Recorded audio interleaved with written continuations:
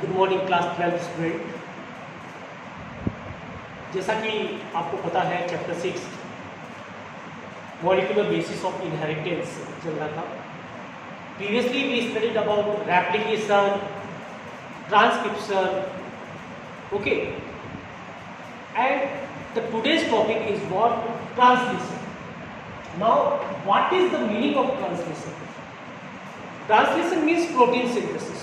It means previously mRNA is synthesized by the process of transcription from DNA. Genetic information of DNA firstly copied in the form of mRNA.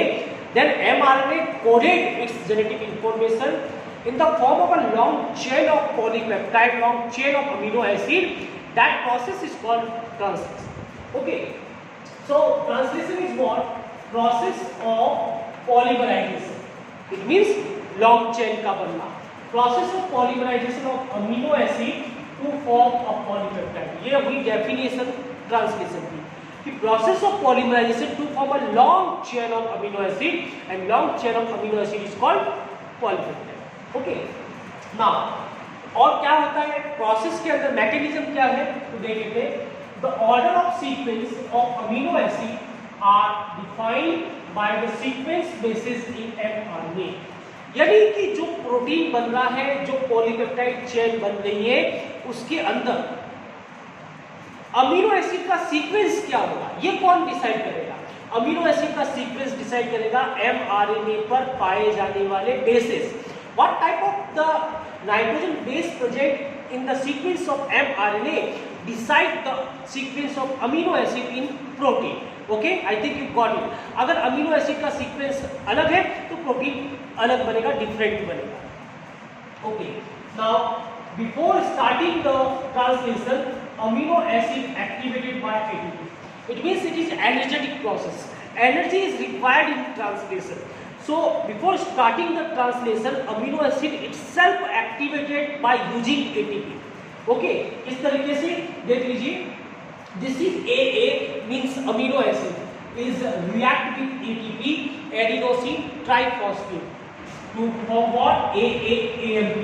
It means amino acid activated and 2PI, 2 inorganic phosphate released because ATP में से क्या add हो गया amino acid के साथ में? Adenosine monophosphate add हो गया और दो फॉस्फेट बॉन्ड टूट गए। दो फॉस्फेट बॉन्ड के टूटने से जो एनर्जी रिलीज होती है that energy is stored in amino acid. Okay, now and charging of tRNA takes place. Before starting the translation there are two thing happens. The first thing is what? The first thing is activation of ATP and second is charging of tRNA. It means loading of tRNA. Amino acid is a transfer RNA is a what? It is helps in transfer of amino acid. So amino acid loaded in tRNA, that was charging. Amino acid AMP activated amino acid when comes in contact with transfer RNA and it is specific. It means each amino acid have its own specific tRNA. हर एक amino acid के लिए tRNA अलग होता है। हर एक amino acid के लिए उसकी जो वाइकल होती है, जो tRNA होता है वो डिफरेंट होता है। So there is at least 20 tRNA are essentially required in the mechanism of translation.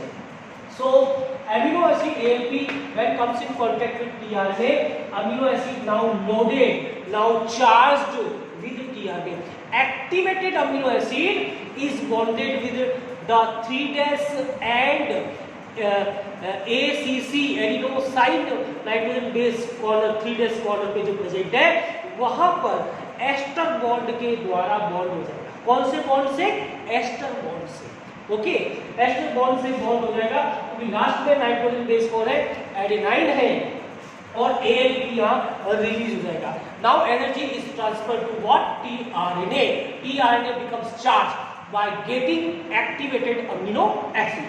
Okay, now it is called amino acylation of tRNA.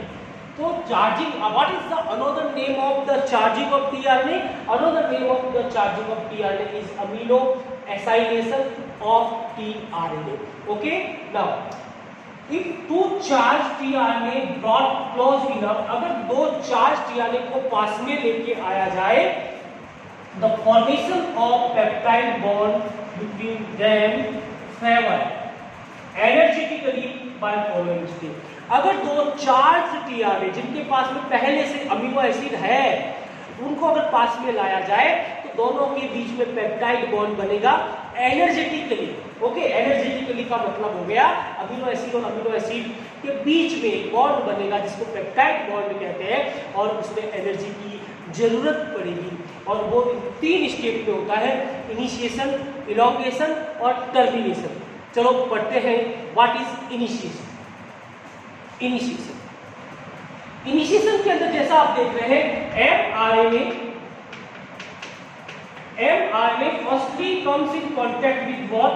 Firstly comes in contact with small subunit of ribosome. Small unit of ribosome 30S 40S encounters an mRNA process of translation begin. जब भी जो small unit है, in case of prokaryote it is 30S of ribosome, and in case of eukaryote it is 40S. When comes in contact with the 5S and AUG initiation codon of the mRNA, translation begins. Okay, and who recognize the AUG initiation codon? Transfer RNA. AUG initiation codon कहाँ पे है, ये कौन recognise करेगा? Transfer RNA और promoter sequence जहां पर enzyme जुड़ता है ना, इनिशिएशन फैक्टर जुड़ता है। Initiation factor one of the type of protein which identify the promoter sequence. तो उसके लिए जो स्मॉल यूनिट के अंदर 16S in case of prokaryote और 18S in case of eukaryote, आपको पता होना चाहिए, प्रीवियस लेक्चर में पढ़ाया था कि स्मॉल सब यूनिट के अंदर आरएनए और प्रोटीन होते हैं। स्मॉल सब यूनिट के अंदर 30S का आरएनए कौन है? 16S आरएनए, और 40S अगर यूकैरियोट है तो उसका आरएनए कौन है? 18S RNA. वो प्रमोटर सीक्वेंस को पहचानते हैं और प्रमोटर सीक्वेंस को पहचान के बाद इनिशिएशन फैक्टर जुड़ता है, उसके बाद में 30S जुड़ता है। 30S जुड़ने के बाद में वहां पर सबसे पहले फर्स्ट टीआरएनए लैंड होता है। फर्स्ट टीआरएनए लैंड होता है और फर्स्ट टीआरएनए लैंड होने के बाद में ये 5S, यहाँ पे 3S होगा और ये 5S। First tRNA land always on A site. कौन से साइट पे लैंड होता है? ए साइट पे लैंड होता है। Ribosome bind to mRNA, start codon AUG recognised by methionine tRNA. पहला टीआरएनए, क्योंकि फर्स्ट कोडन कौन है? एयूजी, तो पहला टीआरएनए किस अमीनो एसिड को लेके आएगा? मिथियोनिन को। Why? Because AUG code for methionine. यहाँ पे क्या होगा? यहाँ पे 3' के कॉर्नर पे मिथियोनिन प्रेजेंट होगा। ओके, और उसके बाद में लार्जर सब यूनिट जुड़ जाएगी, larger subunit added, larger subunit ribosome की जुड़ जाएगी। तो इनिशिएशन में 3 स्टेप होते हैं। फर्स्ट 30S प्लस mRNA का जुड़ना, स्मॉल सब unit in case of prokaryote 30S, in case of eukaryote 40S plus mRNA का जुड़ना। कैसे जुड़ेंगे? कौन पहचानेगा? प्रमोटर सीक्वेंस को 16S RNA and 18S RNA in case of prokaryote और यूकैरियोट जुड़ गए, प्रमोटर सीक्वेंस को पहचान के जुड़ गए। फिर टीआरएनए इनिशिएशन कोडोन में से, अब मान लीजिए यहाँ बहुत सारे कोडोन है, यहाँ पे 1 2 3 4 कोडोन है, 4 में से इनिशिएशन कोडोन कौन सा, उसको कौन पहचानेगा? टीआरएनए। कौन पहचानेगा? टीआरएनए। कौन सा वाला? मिथियोनिन टीआरएनए आ गया। और कोडोन के साथ में टीआरएनए में एंटी कोडोन होते हैं, एंटी कोडोन और कोडोन, कोडोन और एंटी कोडोन आपस में जुड़ गए।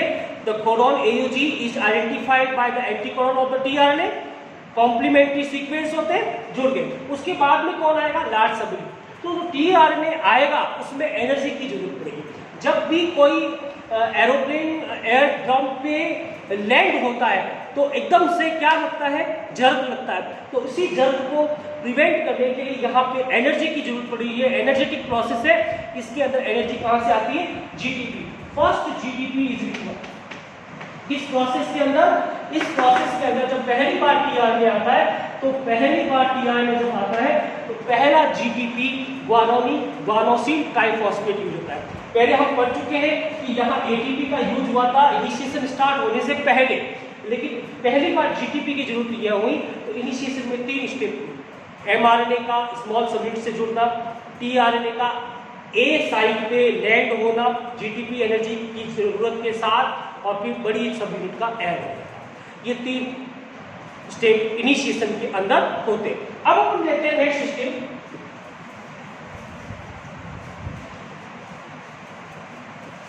नेक्स्ट स्टेप क्या होगा? इलोंगेशन। तो इलोंगेशन में हम क्या पढ़ेंगे बेटा?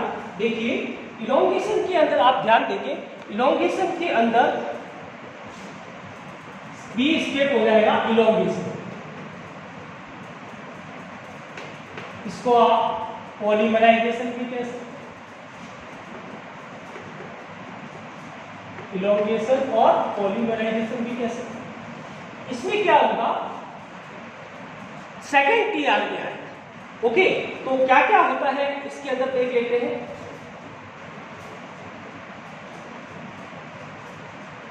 अरोमर ए टीआरएनए, अरोमर a tRNA land on next codon by the next codon on P site. Now the site is different. पहला वाला कौन सी साइट पे हुआ था? फर्स्ट जो साइट हुआ था किस साइट पे लैंड हुआ था? ए साइट पे हुआ था। लिखा है मैंने ए साइट। फर्स्ट वाला टीआरएनए ए साइट पे लैंड हुआ था, जिसको अमीनो एसाइल ट्रांसफरेज साइट कहते हैं। फिर पी का मतलब है उधर पेप्टाइड बॉन्ड बनेगा, इसलिए इसको पी साइट कहा जाता है। उधर वाली साइट को पी साइट कहेंगे। चलो, P site by using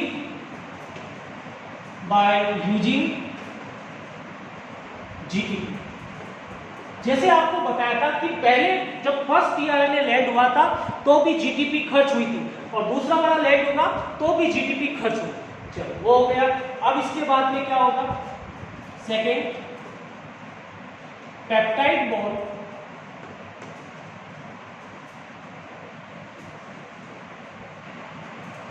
forms between AA1 AA2।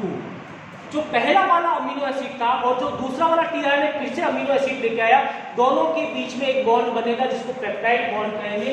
कैसे बनेगा? CONH। मतलब the peptide bond forms between the carboxylic group of the first amino acid and NH2 group amino group of the second amino acid. Okay? Energy obtained by breakdown of ester bond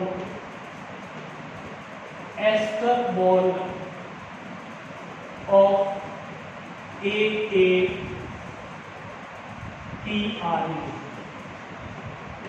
what? जो amino acid tRNA से जुड़ा हुआ था, किस bond से जुड़ा हुआ था? Ester bond. तो पहले अमीनो एसिड को वहां से टूटना पड़ेगा, ब्रेक डाउन होना पड़ेगा। तो उस एस्टर बॉन्ड के ब्रेक डाउन होने से जो एनर्जी निकलती है, that energy use in the formation of peptide bond. That energy used in the formation of the peptide bond। ये भी एनर्जेटिक प्रोसेस है। Now third, 30S and 50S। Okay, ribosomal units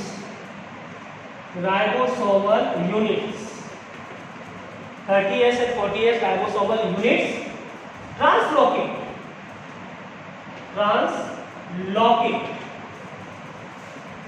on next tRNA. यानी कि अब क्या होगा? जो 30S and 40S unit थी, that 30S and 40S unit is shifted to next tRNA. वो नेक्स्ट टीआरएनए पे शिफ्ट हो जाएगी। कैसे शिफ्ट होगी चलो देख लेते हैं। शिफ्ट किस तरीके से होगी वो आपको बताते हैं। देखिए जैसे ये mRNA, ये आपका mRNA हो गया, ठीक है, ये 5' कॉर्नर, ये 3' corner, this is mRNA। Okay, इसमें पहले क्या क्या हो चुका था इनिशिएशन के अंदर वो बना लेते हैं। सर इनिशिएशन के अंदर हम पढ़ चुके हैं कि इनिशिएशन के अंदर क्या हो चुका था, स्मॉल सब यूनिट, फिर उसके ऊपर क्या आ चुका था, tRNA आ चुका था, और वो tRNA जो आया था वो कौन सा था, मिथ्योनिन वाला tRNA था, क्योंकि इनिशिएशन कोडन कौन सा होता है, M, ये मिथ्योनिन वाला tRNA। ओके, MET लिखेंगे, ये 3' और ये 5'। ये tRNA कोडन और एंटीकोडन से जुड़ गया यहाँ पे AUG का, और उसके बाद में यहाँ पे लार्ज सब यूनिट जुड़ गई थी। ये इनिशिएशन में हो गया था। अब जब नेक्स्ट tRNA आएगा,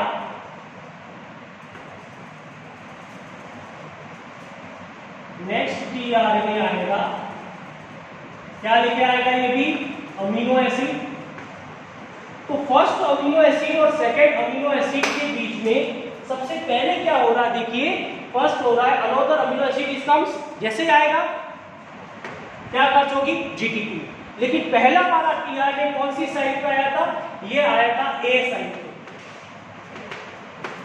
ठीक है। A साइड का मतलब है एंजाइम साइट। ये इधर वाली जो साइट होती है इसको एंजाइमेटिक साइट कहते हैं, एमिनो एसाइल ट्रांसफरेज साइट, यानी कि अमीनो एसिड और अमीनो एसिड के बीच में जो ट्रांसफरेज एंजाइम का काम करता है वो साइट है, तो A साइट। और दूसरी तरफ पेप्टाइड बॉन्ड बनता है उसको P साइट कहते हैं।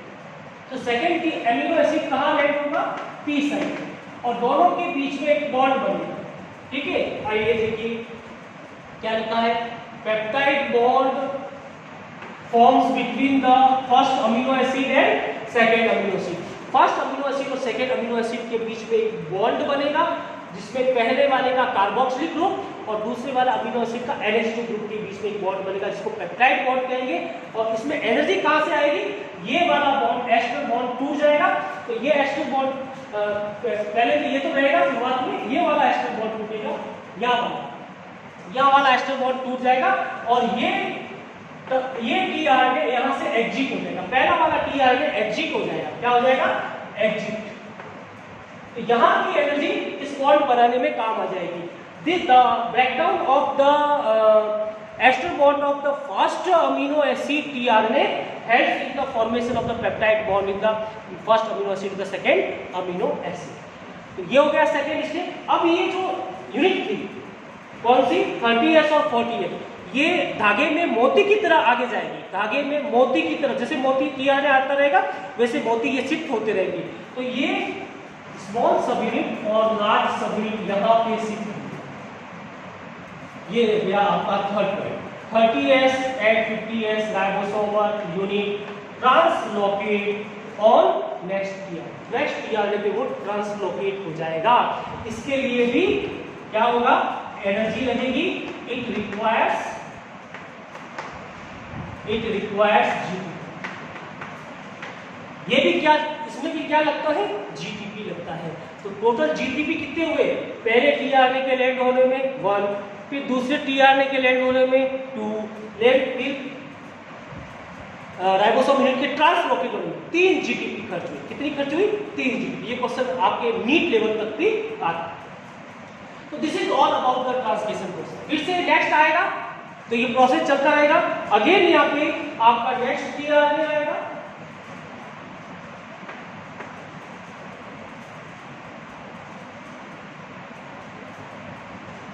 ओके, अमीनो एसिड लेके आएगा, फिर से यहाँ पे पेप्टाइड बॉन्ड बनेगा, और ये वाला tRNA एग्जिट हो जाएगा। So this process is going on and a long chain of amino acid is formed that called polypeptide.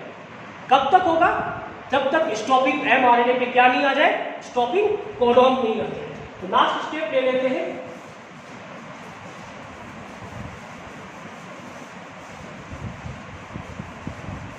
Termination. Last step क्या हो जाएगा, third number C, termination.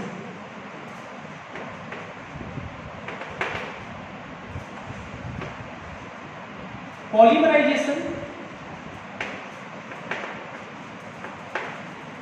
is going on until the stopping codon comes on mRNA. mRNA की जब तक stopping codon नहीं आ जाता, जब तक पॉलीमराइजेशन चलता रहता है. स्टॉपिंग कोडॉन कौन कौन है? हुआ, उग और उगा. आपको बताया था जेनेटिक कोड में हुआ, उग और उगा. ये कोडॉन आ जाएगा तो इसके लिए कोई भी टीआरएनए नहीं है. They are nonsense codon. So termination factor